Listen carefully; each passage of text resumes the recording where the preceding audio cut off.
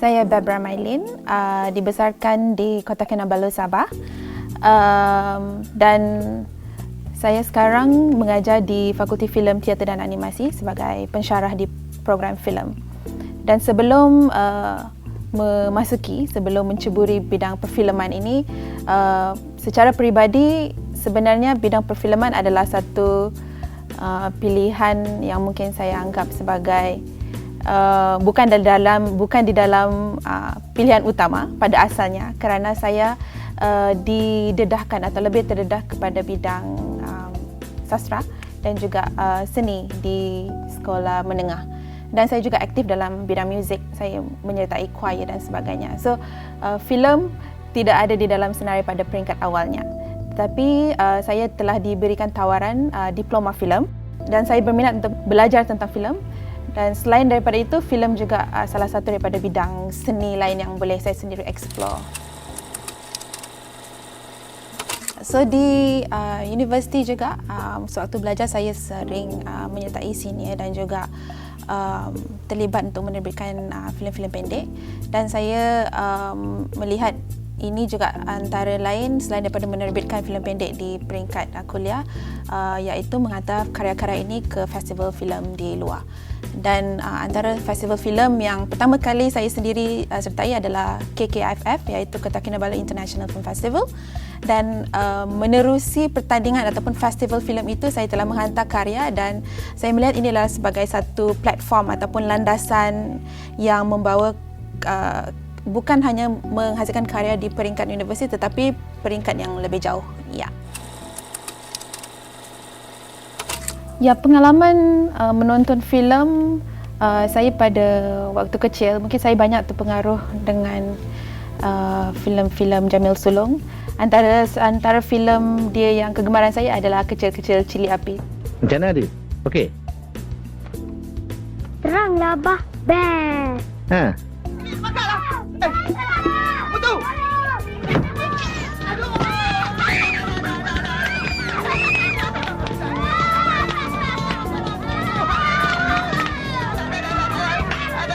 So waktu kecil saya suka dengan menonton filem-filem beliau.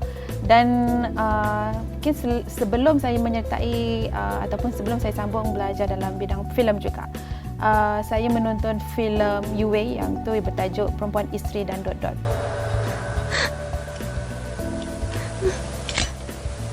Ya. Kenapa? Ada apa?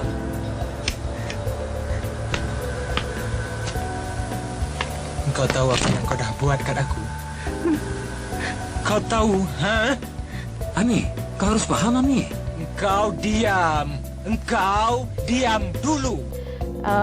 So, menonton filem itu memang telah membuka, pada saya waktu itu memang saya belum mengenal apa itu filem yang sebenarnya, tetapi dia memberi satu keunikan filem Malaysia, wajah filem Malaysia berbanding dengan filem-filem yang lain.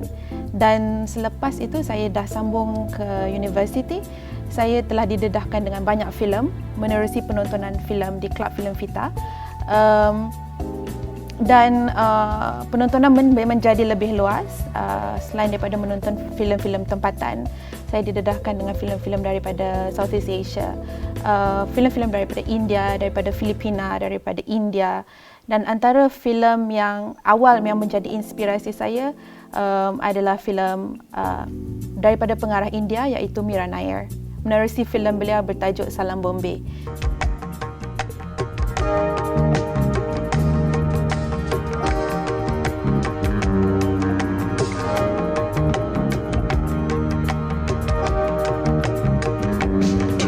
Dan Salam Bombay merupakan filem pertama Mira Nair juga, dan itu memberi satu inspirasi yang besar kepada saya kerana sebagai pembikin filem yang baru, dia telah berhasil menghasilkan filem yang menyentuh persoalan yang besar di negara India.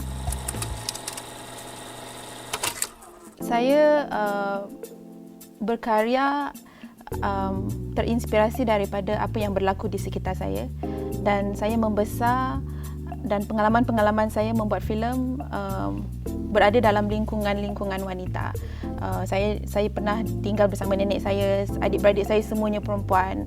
Saya bersekolah di sekolah perempuan. Jadi tema-tema ataupun persoalan-persoalan tentang perempuan banyak mempengaruhi dalam cerita saya.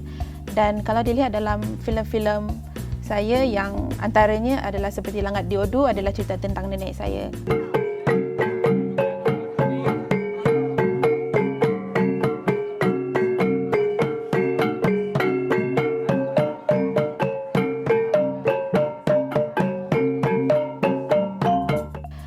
Kemudian yang kedua, filem dokumentari Nirwana adalah tentang bagaimana seorang kanak-kanak wanita survive datang daripada Indonesia, kemudian datang ke negeri Sabah mencari rezeki, hanya tinggal bersama dengan ibunya, juga tentang wanita. Dan Nina Vau yang baru-baru ini juga tentang seorang wanita juga yang tinggal ataupun yang kerja di Kuala Lumpur dan pulang semula ke Sabah menghadapi persoalan tentang faith, tentang kepercayaan.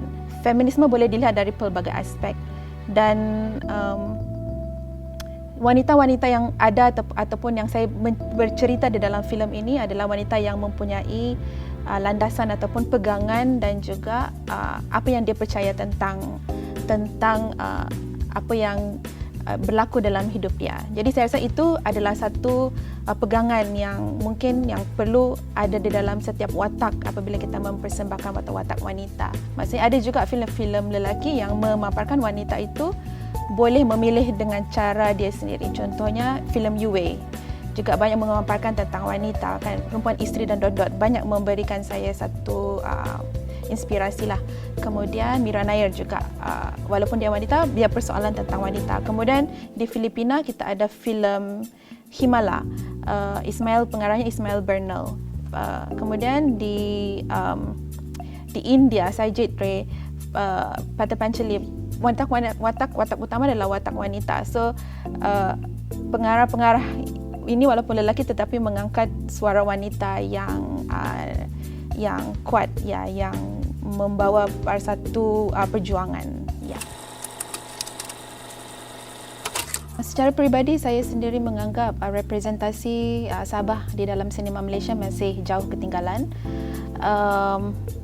Tetapi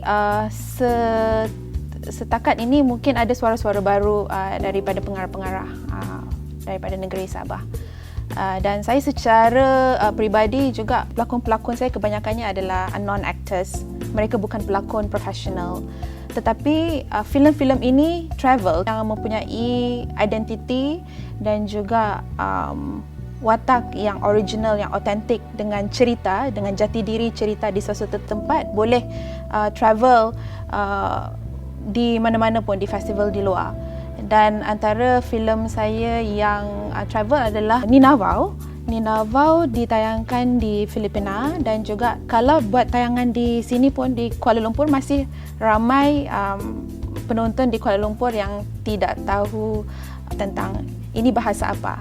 So kalau saya menggunakan bahasa Kadazan, ataupun ada yang menganggap ini bahasa Filipina ke atau bahasa apa. Jadi persilangan budaya di Sabah dan di Kuala Lumpur ataupun Semenanjung saya rasa masih perlu lebih diraikan. Salah satu aspek terpenting yang saya rasa perlu kita highlight ataupun perlu kita utamakan selain daripada pembangunan industri itu adalah pembangunan budaya apresiasi kepada filem itu. Bagaimana kita membangunkan masyarakat. Baru-baru ini filem pendek daripada Sabah yang bertajuk Selunsung yang telah diketuai ataupun saya rasa banyak dipelopori oleh seorang cikgu yang bernama Cikgu Irod, telah ditayangkan di Busan International Kids and Youth Film Festival.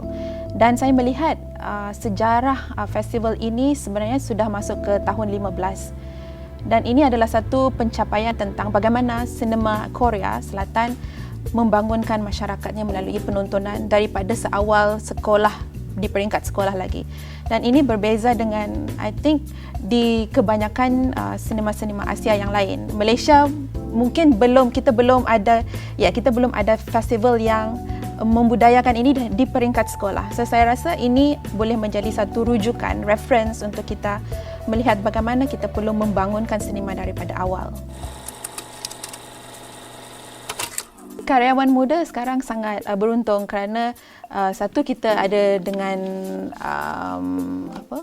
telefon kita boleh buat, even boleh buat short film, dan kita ada banyak platform festival-festival filem, pertandingan-pertandingan filem.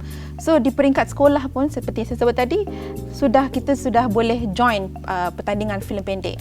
So untuk karyawan anak muda sebenarnya tidak ada cabaran yang besar dari aspek teknikal ataupun bagaimana nak mendapatkan kamera dan sebagainya seperti mungkin kita pengkarya filem yang dulu. Tetapi satu mungkin cabarannya adalah tentang konten. Bagaimana kita ingin menghasilkan cerita yang boleh membawa isu ataupun persoalan yang boleh dikongsikan secara universal di luar. Tidak hanya sebagai satu bentuk hiburan semata-mata, tetapi boleh mengangkat cerita Malaysia.